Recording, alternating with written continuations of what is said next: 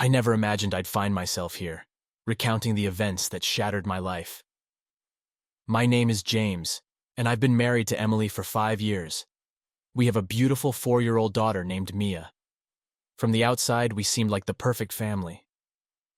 Emily and I met through mutual friends and quickly fell in love. Our relationship was filled with laughter, shared dreams, and promises of forever. However, recently, things began to change. The warmth that once radiated between us turned cold. Emily's laughter, once frequent and genuine, became rare and hollow. She started coming home late, claiming work kept her busy. But something in her explanations felt off. It was as if she was trying too hard to convince me, and maybe herself, that everything was fine.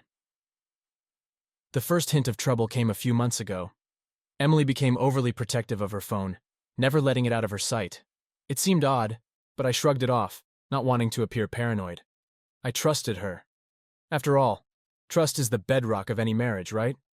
But the small things began to add up.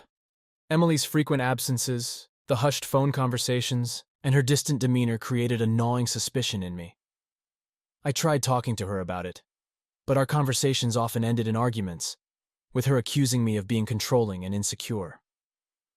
One evening, after a particularly heated argument, Emily stormed out of the house. Left alone with Mia, I couldn't shake the feeling that something was terribly wrong. I began to notice patterns in her behavior that I had previously ignored. Her business trips became more frequent, and she seemed more invested in her appearance than usual. The makeup, the new clothes, the constant checking of her reflection. It all seemed like she was trying to impress someone. I shared my concerns with my best friend Tom. He listened patiently and advised me to keep a close eye on things without jumping to conclusions. Sometimes we see what we want to see, he said, but deep down, I knew I wasn't imagining things. It was during one of her trips that my suspicions reached a boiling point.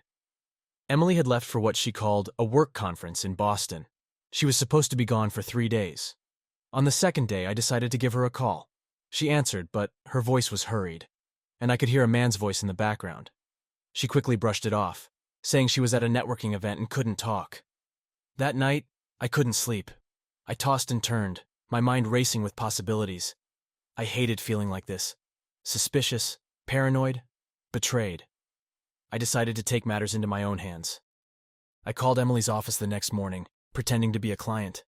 To my surprise, her assistant informed me that there was no conference in Boston. My heart pounded as I hung up the phone. The lies were now undeniable. I felt a mix of anger, fear, and sadness wash over me. What was she hiding? And who was she with? I knew I needed to find out the truth, no matter how painful it might be. I couldn't live in this state of limbo, constantly questioning my wife's fidelity. So I decided to do some digging. Little did I know, the truth I was about to uncover would be far more devastating than I could ever imagine. With the truth gnawing at me, I took a desperate step. I searched Emily's desk at home, hoping to find something that would confirm my worst fears. It didn't take long. Among the clutter of bills and receipts, I found an invoice from a hotel in Boston. It wasn't the type of place one would stay for a business conference. This was a luxury boutique hotel, the kind you book for a romantic getaway. The receipt had her name, the dates of her stay, and a room number, 304. My heart pounded in my chest as I read the details. I couldn't believe this was happening. I decided I had to confront her, to see with my own eyes what was going on. I called Emily's mother and asked if she could watch Mia for a few days, fabricating a story about a sudden work trip. Thankfully, she agreed without hesitation.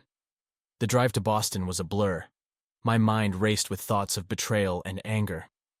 I arrived at the hotel in the late afternoon, my heart hammering in my chest. I approached the front desk, trying to appear calm as I asked for a room key. "I'm here to surprise my wife," I said, forcing a smile. The clerk, a young woman with a friendly smile, didn't suspect a thing and handed me a key card. I took the elevator to the 3rd floor, each ding making my anxiety worse. I stood outside room 304, my hand trembling as I swiped the key card. The door clicked open, and I pushed it ajar. What I saw next made my blood boil. There, on the bed, was Emily with her ex-husband Jake. They were completely wrapped up in each other, oblivious to my presence. The sight of them, tangled in sheets and passion, made me sick to my stomach. "Emily, what the f***?" I shouted, my voice cracking with a mix of rage and pain. They both froze, their eyes wide with shock and guilt. Emily scrambled to cover herself, but it was too late. The damage was done. Jake, however, had the nerve to look defiant. "James, I can explain," Emily started, but I wasn't interested in her lies anymore. Before I knew it, I had crossed the room and grabbed Jake by the collar. My fist connected with his face, the satisfying crunch of his nose breaking under my knuckles. He yelled in pain, blood streaming down his face as he fell back onto the bed. "Get the hell out!" I shouted at him, barely able to contain my fury. "And don't you ever come near my wife again!" Jake scrambled to his feet, clutching his broken nose, and hurriedly gathered his clothes. He left the room without another word, leaving Emily and me in a tense, suffocating silence. "How could you do this to me?" I demanded, my voice shaking with anger and hurt. "How could you betray me like this?" Emily's eyes filled with tears, but I couldn't tell if they were from guilt, fear, or both. "James, I'm so sorry. I didn't mean for this to happen. It's just, I was lonely, and Jake, he was there." "Lonely?" I scoffed, feeling a bitter laugh escape my lips. "You think I'm not lonely? You think this justifies cheating on me? On us? On Mia?" She sobbed, covering her face with her hands. I know it doesn't. I was wrong, I was stupid, but please, we can work through this." I shook my head, the betrayal cutting too deep. "I don't know, Emily. I don't know if I can ever trust you again." I turned and walked out of the room, leaving Emily in tears. The hallway felt like a tunnel, the walls closing in on me as I made my way to the elevator. The ride down to the lobby was a blur, and I found myself outside, gulping in the cold air, trying to steady my racing heart. The drive back home was agonizing. I couldn't stop replaying the scene in my mind, the image of Emily and Jake seared into my memory. How had things come to this? How had the woman I loved turned into a stranger? When I arrived back at Emily's mother's house to pick up Mia, I forced a smile, trying to mask the turmoil inside me. "Thanks for watching her," I said, keeping my voice steady. "No problem, James," she replied, not sensing anything amiss. As Mia and I drove home, her innocent chatter in the back seat was a stark contrast to the storm brewing inside me. I knew I had to confront Emily again, to figure out what came next for us, for our family. But one thing was clear: things would never be the same.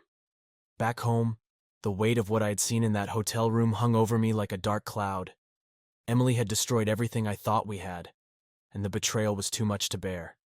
I couldn't look at her the same way anymore. I needed to confront her and make her face the consequences of her actions.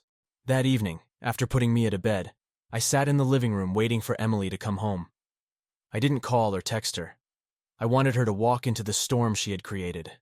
When she finally walked through the door, her eyes were red and swollen from crying. She looked at me, a mix of guilt and fear on her face. "James, please, let me explain," she started, but I cut her off. "Explain what, Emily? Explain how you could throw away our marriage for your ex-husband? Explain how you could betray me and our daughter?" My voice was loud, echoing through the house. "James, I was lonely. You were always working, and Jake, he was there for me. It was a mistake, a terrible mistake," she pleaded, stepping closer. "A mistake?" I shouted, standing up and towering over her. "A mistake is forgetting to buy milk. Cheating on your husband is not a mistake, it's a choice, a series of deliberate choices." She sobbed, her tears falling freely. "Please, James. I love you. I don't want to lose our family." "Family? You destroyed our family the moment you let that bastard into our bed." I felt my anger reaching a boiling point. "I can't believe I ever trusted you. I know I messed up, but we can work through this. We can go to therapy, talk to someone. Please, James, don't throw everything away," she begged, reaching for my hand. I pulled away, my voice cold and firm. "No, Emily, you threw everything away. I can't live with someone who betrayed me so completely." Her sobs turned to anger. "So, you're just going to give up on us? On Mia?" I shook my head. Mia deserves better. She deserves parents who respect each other, who trust each other. Right now, that's not us. The realization of what I was saying hit her, and she looked at me with wide, desperate eyes. "James, please, don't do this. Don't end us like this." "I didn't end us, Emily, you did." "Now pack your things and leave," I demanded, my voice shaking with the intensity of my emotions. "Where am I supposed to go?" she cried, her voice breaking. "I don't care. Call Jake. Stay with your mother. Just get out," I said, pointing towards the door. Emily looked at me, her face a mixture of despair and defiance. She slowly walked towards our bedroom, tears streaming down her face. I followed her, watching as she hastily threw clothes and personal items into a suitcase. The sight of her packing, the physical manifestation of our broken marriage, was almost too much to bear. As she zipped up her suitcase, she turned to me one last time.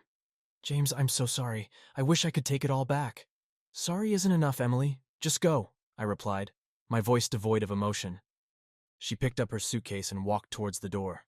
With one final look, she stepped out into the night, the door closing behind her with a deafening finality. I stood there for a moment, the silence of the house pressing down on me. The reality of what had just happened began to sink in. I had kicked my wife out of our home, the home we had built together. The anger and betrayal still roiled inside me, but there was also a profound sadness. I went to check on Mia, who was sound asleep, blissfully unaware of the turmoil that had erupted in our lives. I gently kissed her forehead, a silent promise that I would protect her from the pain that had torn me apart. Returning to the living room, I collapsed onto the couch, my head in my hands. The weight of the day's events finally broke me, and I cried. The tears flowed freely, a release of all the anger, hurt, and betrayal that had built up inside me. This was the end of one chapter of my life. The road ahead would be difficult, filled with uncertainties and challenges. But as I sat there, the reality of my new life slowly sinking in, I knew one thing: I would survive. For Mia and for myself, I would find a way to move forward. The days that followed were a blur of anger, heartbreak, and a fierce determination to regain control over my shattered life. Emily had tried calling and texting, but I ignored her. I couldn't bear to hear more of her lies and excuses. I was a mess, but amidst the chaos, a dark thought started to take root in my mind. I wanted revenge. I wanted to make her and Jake feel a fraction of the pain they had caused me. I started with Jake. I found out where he worked through some online snooping. It wasn't hard. He had a prominent position at a local law firm. I decided to pay him a visit, not in a physical sense, but in a way that would hit him where it hurt: his reputation. I spent hours crafting an email to his firm's managing partner. I detailed everything: the affair, the betrayal, and how it was all happening during work hours. I attached the hotel receipt as evidence, making sure to point out that the dates matched with the times he had claimed to be at the office. It was a calculated move, designed to create maximum damage. Once the email was sent, I waited. I knew it wouldn't take long for the fallout to begin, and I was right. Within a few days, I heard through the grapevine that Jake had been suspended pending an internal investigation. His career, his carefully crafted professional life, was now hanging by a thread. Next, I turned my focus to Emily. She was still trying to reach out, sending long, heartfelt messages that I deleted without reading. I wanted her to feel as isolated and abandoned as I did. I decided to make sure she had nowhere to turn. I called Emily's mother. "I need to tell you something," I began, my voice steady but cold. I laid it all out, sparing no details. The affair, the lies, the betrayal. Her mother was shocked, horrified even. She promised to speak to Emily, but I could sense her disappointment and anger.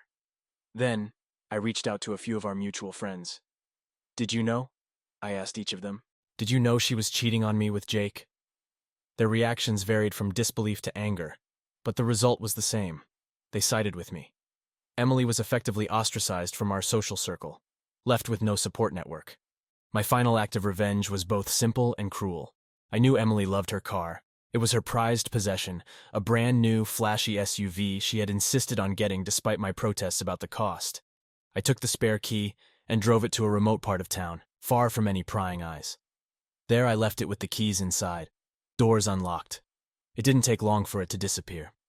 When Emily called, frantic about her missing car, I feigned ignorance, suggesting she must have misplaced it.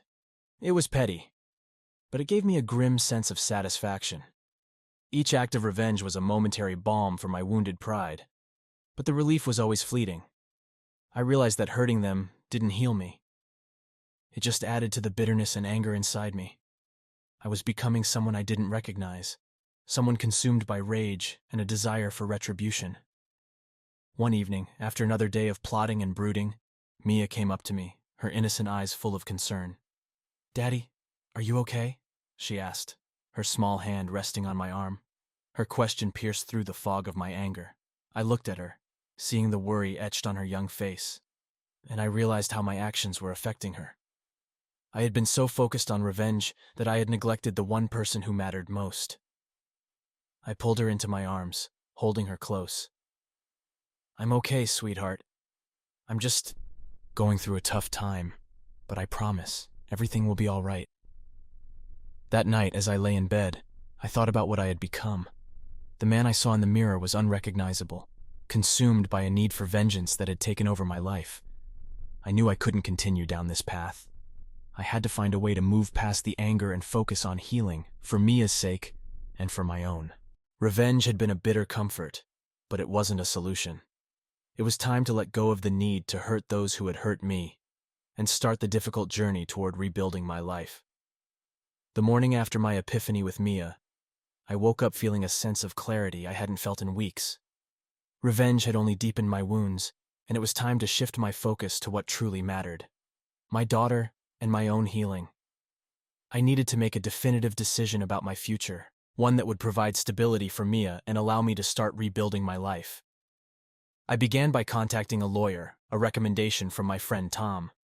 Her name was Linda, and from our first meeting, I felt reassured by her professionalism and empathy. We discussed my situation in detail, and she advised me on the steps needed to file for divorce and ensure Mia's well-being. "You have a strong case for custody, given the circumstances," Linda said, reviewing the evidence of Emily's infidelity. "But it's important to handle this with as much grace as possible, for your daughter's sake." I nodded, taking in her words. "I want what's best for Mia. I just don't see a future with Emily anymore. The trust is gone." "Understandable," Linda replied. "We'll proceed with the paperwork and aim for an amicable resolution, but be prepared for resistance." That evening, I called Emily. It was the first time we had spoken since I kicked her out. Her voice was strained, tired, as she answered. "James? Emily, we need to talk," I began, my voice calm but firm. "I've decided to file for divorce." There was a long silence on the other end. Finally, she spoke, her voice barely a whisper. "I understand. I knew this was coming. We need to discuss custody arrangements for Mia. I want to ensure she's taken care of, that she has stability and support," I continued, trying to keep my emotions in check. Emily sniffled, clearly holding back tears. "Of course, Mia comes first. We can work something out." We agreed to meet at a neutral location, a park where Mia often played. When Emily arrived, she looked like a shadow of her former self. The confident, vibrant woman I had once loved was now haggard and broken. It was a painful reminder of how far we had fallen. As Mia played on the swings, we sat on a nearby bench and discussed the terms of our separation. Emily agreed to shared custody, understanding that Mia needed both of her parents, despite our differences. We also discussed the division of assets, aiming for a fair settlement that would allow us both to move forward. "James, I'm so sorry for everything," Emily said, her eyes filled with regret. "I know I've hurt you deeply, and I'll regret it for the rest of my life." "I appreciate that, Emily," I replied, my tone softening slightly. "But we need to focus on Mia and her well-being. That's all that matters now." As the weeks passed, we navigated the legal process of divorce. It was painful and exhausting, but with Linda's guidance, we managed to keep things civil. Emily moved in with her mother temporarily, and we established a routine for Mia that allowed her to spend time with both of us. During this period, I focused on rebuilding my life. I started seeing a therapist, Dr. Mitchell, who helped me process my emotions and find a path toward healing. "It's important to acknowledge your pain, James, but also to look forward. You have a future beyond this betrayal," he often reminded me. I also reconnected with friends and family, leaning on them for support. Tom was a constant presence, always ready with a listening ear or a word of encouragement.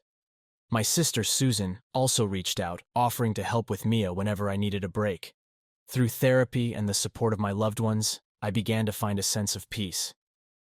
I enrolled Mia in a local preschool, and seeing her thrive brought a new sense of purpose to my life. Her laughter and joy were a daily reminder of what I was fighting for. One day, as I watched Mia play in the yard, I realized that I was no longer consumed by anger and bitterness. The pain was still there, but it no longer defined me. I had made a decision to let go of the past and focus on building a better future for both of us. Emily and I continued to co-parent, maintaining a respectful, if distant, relationship for Mia's sake.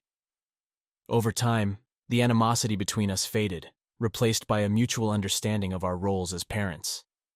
The divorce was finalized 6 months later. As I signed the papers, I felt a mixture of relief and sorrow. It was the end of a chapter, but also the beginning of a new one. I looked forward to the future with hope and determination, ready to embrace whatever came next. In the quiet moments after the final meeting with Linda, I took a deep breath and allowed myself to feel a sense of accomplishment. I had survived the storm, and now it was time to rebuild. For Mia, for myself, and for the life we deserved. The divorce was behind me, and life took on a new rhythm. It was a life without the constant weight of betrayal and anger. Instead, it was filled with moments of clarity, healing, and the unwavering love of my daughter, Mia. Every day was a step forward, a step towards rebuilding a life of stability and happiness. My mornings started early, getting Mia ready for preschool. Our routine became a comforting ritual, from making breakfast together to singing her favorite songs on the way to school. Her laughter was my lifeline, a reminder of the innocence and joy that still existed despite the turmoil. Work also became an anchor. I threw myself into my projects, finding solace in the structure and purpose it provided. My colleagues, who had been supportive through my darkest times, noticed the change in me. I was more focused, more driven, and slowly, my professional life began to thrive once again. But it wasn't just work that helped me heal. I made a conscious effort to reconnect with the parts of myself that had been neglected. I picked up hobbies I had long abandoned. Photography became a passion, capturing moments of beauty and serenity that I had previously overlooked. Hiking and spending time in nature also became a sanctuary, a way to clear my mind and find peace. One weekend, I took Mia on a hiking trip to a nearby nature reserve. She loved the adventure, her excitement infectious as we explored the trails and discovered hidden waterfalls. As we sat on a rock, eating our packed lunch, I looked at her and felt a surge of gratitude.